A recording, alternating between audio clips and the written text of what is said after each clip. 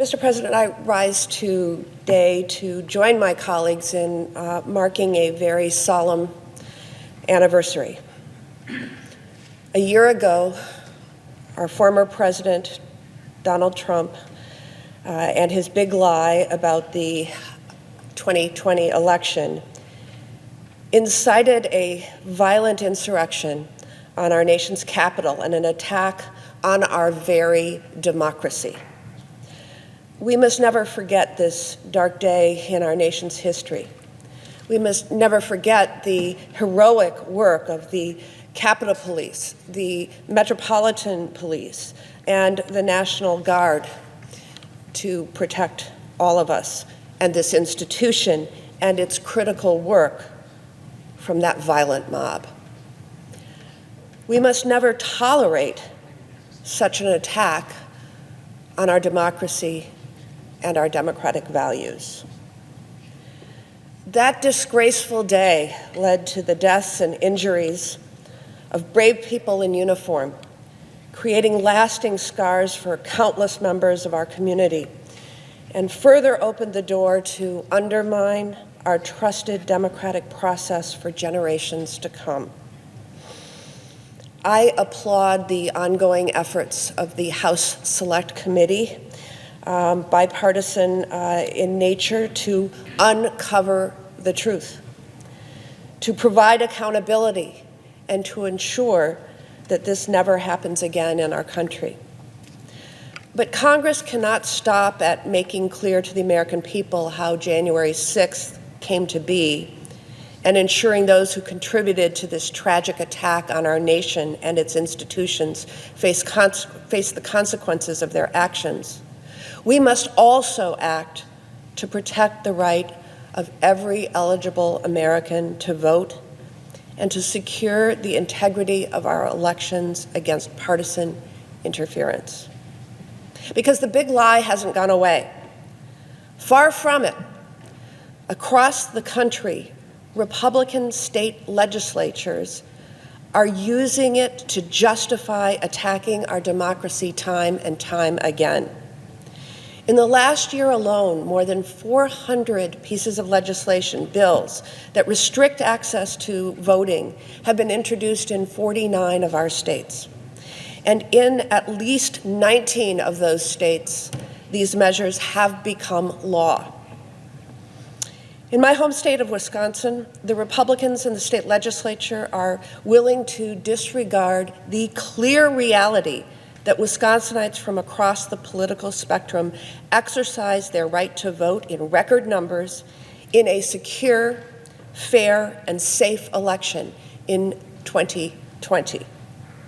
Instead, they are pushing Trump's big lie to gain a partisan advantage by curtailing voting rights and putting up barriers to make it harder to vote. They are today fleecing taxpayers to support a sham partisan process under the false guise of election integrity, undermining people's faith in our elections. At the same time, they are advancing a redistricting proposal that will double down on Wisconsin's unprecedented level of partisan gerrymandering. And while our hard-working election officials are facing threats against their lives simply for doing their jobs, enough is enough. That is why the Senate must take up and pass the Freedom to Vote Act and the John Lewis Voting Rights Advancement Act without delay. Regardless of where you live in this country, you should have the same access to the ballot box and faith that our elections are fair and safe. Voting rights has long been a bipartisan issue, but unfortunately, my Republican colleagues are obstructing us from taking up this incredibly important legislation and obstructing us from taking action to stop voter suppression and protect voting rights. The Freedom to Vote Act will counter election interference by protecting election officials from the kind of threats, intimidation, and harassment that we are seeing across the country, and very specifically, we're seeing in Wisconsin. It will put an end to the partisan gerrymandering that lets legislators choose their voters, something we have seen all too clearly in my home state. And it will ensure that there are common sense, nationwide standards on early voting and voting by mail that make it easier for more people to exercise their constitutional right to vote, particularly in challenging circumstances like this global pandemic. The John Lewis Voting Rights Advancement Act will restore protections under the Voting Rights Act against the type of efforts to restrict access to the ballot that we continue to see in states across the country. January 6th, 2021 is a day none of us will ever forget.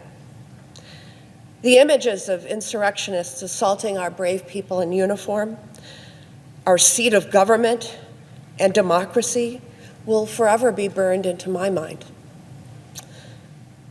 But far too many would like to whitewash the violent day and pretend the insurrection was not an existential threat to our democracy.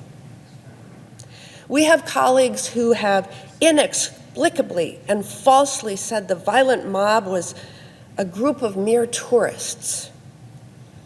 My Republican counterpart from the great state of Wisconsin even called January 6th a peaceful protest. These fly in the face of the truth. This is not right, and we cannot allow the truth to be buried.